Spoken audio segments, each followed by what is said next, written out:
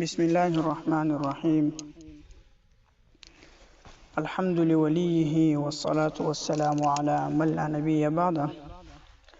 أما بعد، فقد قال الله تبارك وتعالى في كلامه المجيد والفرقان الحميد: أعوذ بالله من الشيطان الرجيم. يا أيها الذين آمنوا اتقوا الله وكونوا مع الصادقين. أما بعد،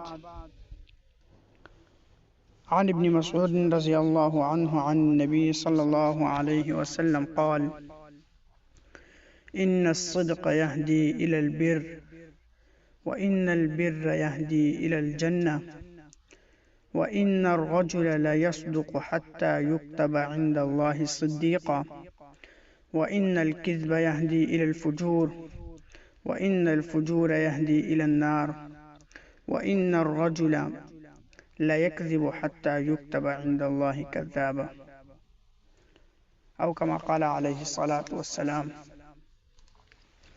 ګرانو دوستانو، د ندای ایمان سیریز په سلسله کې نننې هغه څلورم قسط دی او دا د رښتیاو په باره کې دی. قرآن کې رب العالمین فرمایي: یا ایها الذین آمنوا اتقوا الله وکونوا مع الصادقین. اے د ایمان خاوندانو، د الله پاک نه ویریږئ او د رښتیاو خلکو سره اوسیږئ، د رښتیاو خلکو سره ملګري شئ. بل ځای کې رب العالمین د رښتیاو خلکو صفاتو ذکر کوي چې والصادقین والصادقات. دی آیت کریمه کې تقریبا د مؤمنانو لس صفات ذکر کیږي چې پای کې یو رښتونه صفت هم ده چې د مؤمنان سړی او مؤمنان ښځې دا به رښتونی وي. او نبی کریم صلی الله علیه وسلم حدیث مبارک ده چې حضرت عبدالله بن مسعود رضی الله عنه د رسول الله صلی الله علیه وسلم نه بیان کوي چې نبی کریم صلی الله علیه وسلم فرمایلی چې دا رښتیا ویل چې دی دا نیکی طرف ته رهنمایي کوي او نیکی دا جنت طرف ته سړی بوزي. او جب او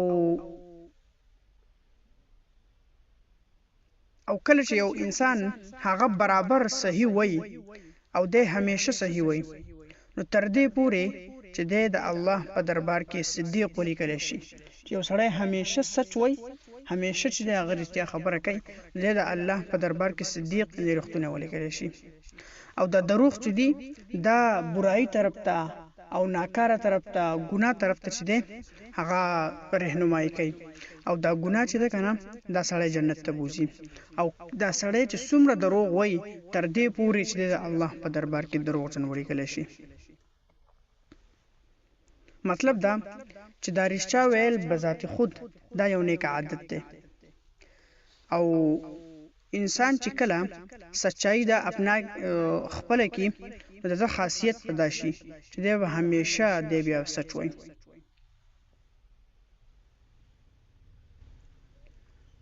او بیا دغه سړی چې دی په زندګۍ کې په نورو پهلو کې، یعنی په نورو او معاملو کې د نیک کردار او صالح کردار چې دی هغه ادا کوي. او دا سچایي او دا رښتونیا دا د طبیعت ثانیه جوړ شي. بیا چې د کله چې دا سچایي د طبیعت ثانیه جوړ شي، دا ته دوه انعامات چې هغه میلاویږي، یو په دنیا کې او بل په آخرت کې. د دنیا انعام خو دا دی چې د مقام صدیقیت ته ورسي، او دغه شانتي چې یو سړی بذات خود د دروغ وایي، دا یو خبیث عادت دی. چېرته را سړی په هره موقع کې د دروغ خپلی، نو د دا سړی چې دی د فسق او فجور طرف ته میلان پیدا کیږي. اسکا د دې چې دی په دنیا کې هم نقصانات دي. د دې کذاب ولیکلی شي چې دروغجن دی، او د ده په زندګۍ کې لعنت او ډېر زیات وي. ځکه قرآن کریم کې قرآن مجید فیصله ده چې لعنت الله علی الکاذبین، په دروغجن خلکو باندې هغه د الله لعنت دی. او د آخرت نقصان به دی چې په حشر کې به د منافقانو په دغه کې وي، چې د منافقانو په سب کې فاسي او د ټکان چې هغه به جهنم وي. دغه شان حضرت عبد الله بن مسعود رضی الله عنه یو روایت هغه زیات واضح راوړی دی چې هغه دا چې لا یزال العبد يكذب ويتحرى الكذب فينكث في قلبه نكتة سوداء حتى سود قلبه فيكتب عند الله من الكاذبين. کله چې دا انسان د همیشه د دروغ وای او په دغه د دروغ مخ کې زی نو د په زړه باندې یو نقطه لګي، یو تور نقطه لګي او دا نقطه زیاتیږي تر دې پورې چې د الله په دربار کې دروغجن ولیکل شي. نو ګرانو دوستانو مونږ له پکار ده چې مونږ د رښتیا ویلو کوشش کوو او همیشه که نقصان پکې ولې نه که ډیر نقصان پکې زمونږ کېږي به خیر دی، خو چې مونږ همیشه چې دی نو هغه رښتیا وایو، د دروغو نه ځان ساتو.